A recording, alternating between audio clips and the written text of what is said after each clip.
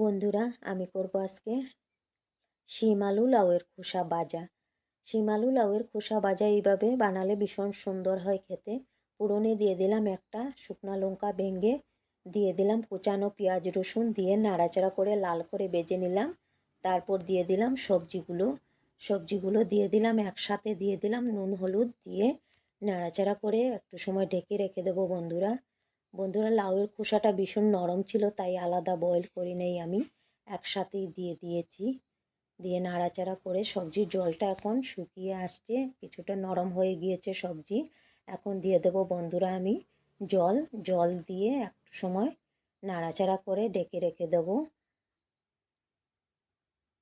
আরেকটা কড়াইতে নিয়ে নিলাম আমি গোটা জিরা, দুটো লঙ্কা, কালো জিরা জৈন নিয়ে ভেজে এটাকে গুঁড়ো করে নিলাম।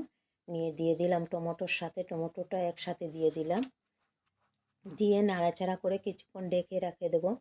বন্ধুরা, এটা পেঁয়াজ রসুন ছাড়া কালো জিরা দিয়ে বানালেও ভীষণ সুন্দর হয় খেতে। হয়ে গিয়েছে, আর একটু ভেজে নেবো এটাকে নাড়াচাড়া করে, জলটা পুরো শুকিয়ে নেব। এটা ভাজা তো, তাই পুরো শুকাতে হবে জলটা, জল একদম রাখবো না। বন্ধুরা, কেমন হয়েছে আমার আলু সিম লাউয়ের খোসা ভাজা বলবেন।